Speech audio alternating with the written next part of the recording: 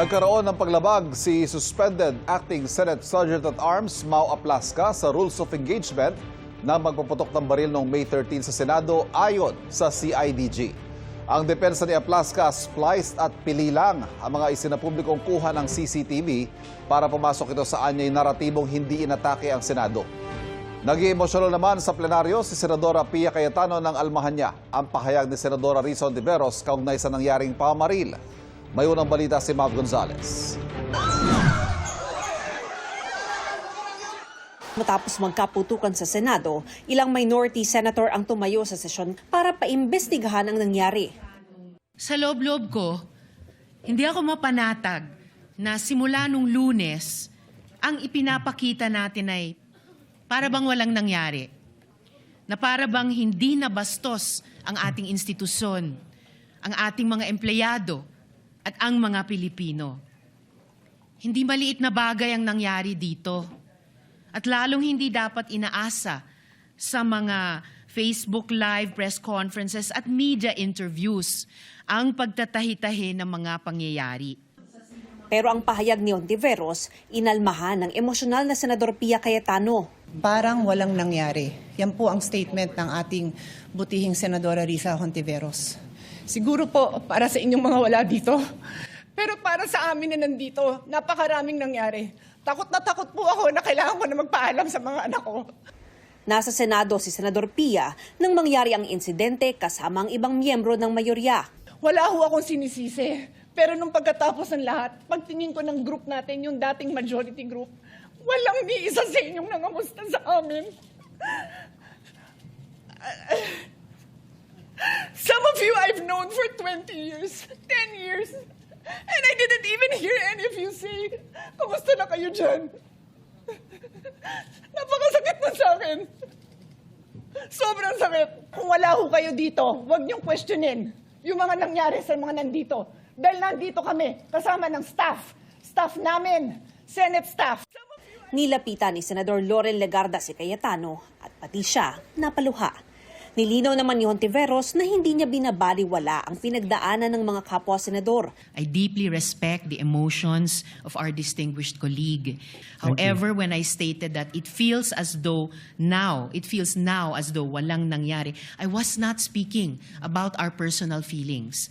I was speaking about our institutional posture. Thank you for Our that. grief as senators is valid, but our mandate requires actions. Siniguro naman ni Senate President Alan Peter Cayetano na may ginagawa ang liderato ng Senado kaugnay ng insidente. I have to deal with the security of the Senate every day. I'm just not telling you everything that we have to deal with now to make sure that there's no bombs in the in the area, just like every day except this time. And also making sure that there's no miscommunication between the executive, legislative, judiciary, and the international community. That's precisely why we are waiting for the complete investigation, because there are matters that when are discussed in public will cause more alarm and confusion rather than clarity. But that doesn't mean na parang walang nangyari lang. Panukala ni Senate Minority Leader Tito Soto, mag-imbestiga ang Committee of the Whole na binubuo ng lahat ng mga senador. It is an extraordinary remedy necessary because of the issues of Senate institutional security. The chamber itself is affected. The institution is threatened. Inalmahan naman ni Senador Erwin Tulfo ang alegasyong alam ng mga taga-minorya na may mangyayari dahil wala na sila ng magkagulo. To suggest that the mere fact that some senators were responsible for what later transpired just because they had already left the premises is speculative, irresponsible, and unsupported by evidence.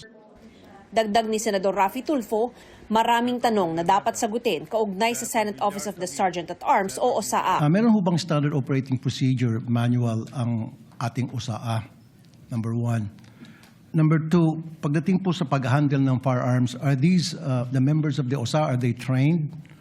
And then number three, ano-ano ho bang qualifications dito mga members ng USAA natin? Meron bang training ang members ng USAA kung paano mag-handle ng isang problema, isang situation, and do they understand the meaning of rules of engagement? Rekomendasyon ng PNP-CIDG, dapat sampahan ng reklamong kriminal si suspended Acting Senate Sergeant at Arms Mau Aplaska. Ayon sa CIDG, nagkaroon umano ng paglabag si Aplaska sa Rules of Engagement o tamang hakbang bago gumamit ng baril na nakatakda sa Private Security Services Industry Act. Firearms shall be used only when there is imminent danger. Imminent po imminent. And in self-defense or defense of strangers. Supposed to be, hindi rin po dapat magkakaroon ng mga warning shots. Ayon pa sa CIDG, sa panig naman ng NBI, wala raw ginawang unlawful aggression para paputukan sila ng warning shot ng OSAA. The NBI agent was the one who was assaulted. Yung assault ng person and authorities ay kayang i-claim ng NBI on this situation. Ayon naman kay Aplaska, kinatay ang CCTV na ipinakita ng DILG at PNP sa presscon para tumugma sa naratibong hindi under attack ang Senado.